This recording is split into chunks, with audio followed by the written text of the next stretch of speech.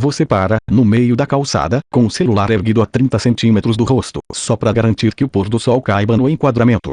A luz tá bonita, o momento é seu, mas a primeira coisa que passa pela cabeça não é o vento na cara, é qual filtro vai disfarçar o cansaço dos seus olhos. No fim, você não viveu a tarde, você só garantiu a prova documental de que respirou. Título: Story. Viver para mostrar que viveu. Roteiro: você comprou um pastel de feira que estava com uma cara excelente. A massa borbulhante, dourada, o caldo de cana no copo de plástico suado com 2 limões boiando. A cena inteira pedia um segundo de trégua. Mas antes do dente estalar na primeira casquinha crocante, o polegar já destravou a tela por reflexo muscular, abriu a câmera traseira, achou o ângulo em que a luz do sol batia no óleo sem estourar o branco, e você passou 5 segundos ajustando o enquadramento do lanche da sua própria boca. O pastel esfriou um pouco enquanto você decidia se colocava uma música meio irônica ou só deixava o som ambiente da barraca com um emoji de carinha babando.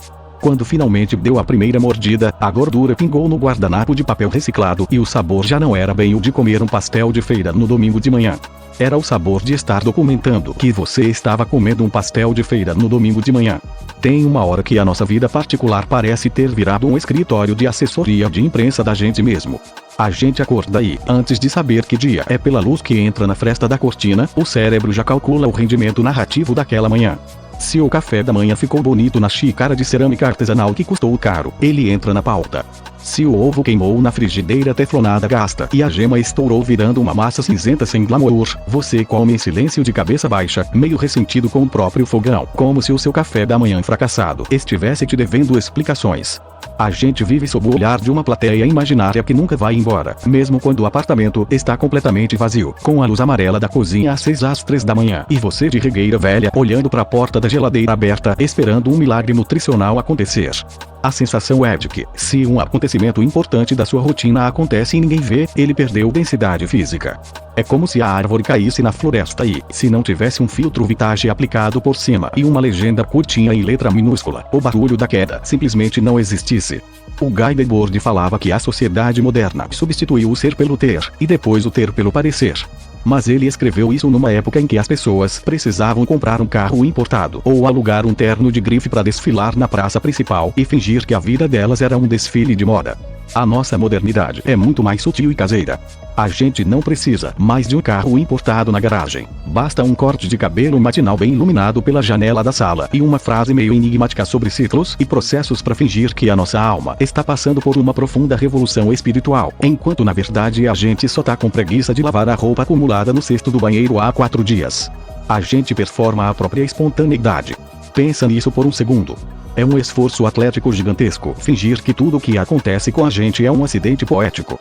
A risada que foi gravada no story enquanto você conversava com um amigo na calçada precisou ser recalculada. Você riu de verdade do assunto, mas aí percebeu que a luz da tarde batendo na sua testa estava perfeita, o seu perfil esquerdo estava favorecido pela lente frontal, e aí a sua mente se divide em duas. Uma parte continua na piada do amigo, e a outra parte pensa: nossa, preciso manter essa postura exata por mais 4 segundos para garantir que o corte do vídeo fique bom. Sartre falava muito sobre o olhar do outro, sobre como a gente se transforma em objeto no momento em que é visto, porque o outro nos julga, nos cataloga, nos define de fora. Só que no nosso caso atual, a genialidade perversa da tecnologia é que a gente internalizou o fiscal. A gente não precisa mais do vizinho fofoqueiro espiando pela janela ou do colega de escola apontando o defeito. A gente mesmo instalou a câmera de segurança dentro da nossa própria consciência. O juiz está sentado no banco de trás da sua mente o tempo todo, medindo se o seu tédio está estético o suficiente, se a sua tristeza tem um tom melancólico aceitável ou se ela tá parecendo só desleixo e cansaço feio. Porque tem isso, até a vulnerabilidade hoje em dia precisa passar pelo controle de qualidade da curadoria. Você não pode simplesmente estar exausto com a cara inchada de quem chorou assistindo a um comercial de margarina sem motivo aparente. Se você for postar sobre o seu cansaço, ele tem que vir acompanhado de uma xícara de chá de camomila com uma iluminação meio cozy, um livro aberto numa página aleatória que você não leu e uma reflexão filosófica de 12 linhas escrita num bloco de notas com fundo preto. A exaustão crua, aquela que deixa o cabelo com nós impossíveis e o olho remelento no sábado à tarde, essa continua sendo banida. Essa não rende engajamento. Essa é feia demais para circular na praça pública digital. O resultado é que a gente passa o dia inteiro ocupado em traduzir a própria existência para uma linguagem que seja consumível pelos outros. Cada gesto vira rascunho de conteúdo. Você vai regar a samambaia na varanda, e em vez de sentir o cheiro da terra molhada e o peso do regador de plástico verde, a sua mão já faz o movimento, pensando em como a câmera vai captar a água espirrando nas folhas. Você perdeu a capacidade de ter uma experiência que pertença exclusivamente a você. Se um pôr do sol estupendo acontece no céu cinzento da sua cidade e a bateria do celular acaba bem na hora, dá um desespero físico na boca do estômago, como se o espetáculo da natureza tivesse sido desperdiçado só porque ninguém vai poder clicar no coraçãozinho vermelho para atestar que você esteve lá para ver. É um esvaziamento silencioso da vida particular. O pensador francês Guy Debord, lá na década de 60, já falava sobre como a sociedade moderna tinha trocado o ser pelo ter, e depois o ter pelo parecer. Só que ele não imaginava que a gente ia dar um passo além, um passo infinitamente mais refinado e cansativo. A gente trocou o viver pelo registrar. Para Debord, o espetáculo era algo que vinha de fora, uma televisão ligada na sala, um outdoor na estrada, um desfile de carros importados na avenida. Era a imagem que a gente consumia. A genialidade macabra da nossa época foi transformar cada cidadão comum no seu próprio produtor de espetáculo, na estrela do seu próprio reality show de deprime e ostentação. A gente não assiste mais a vida dos outros como quem olha pela janela. A gente virou operador da nossa própria vitrine. Você acorda, escova os dentes e, em vez de habitar a sua boca dormente de manhã, você já pensa em qual ângulo vai encaixar a xícara de café para que o vapor saia bonito contra a luz da janela. O café deixa de ser amargo, quente e reconfortante para virar um suporte cênico. A vida inteira vai virando um gigantesco catálogo de impressões alheias. E o pior é que a gente faz isso de graça.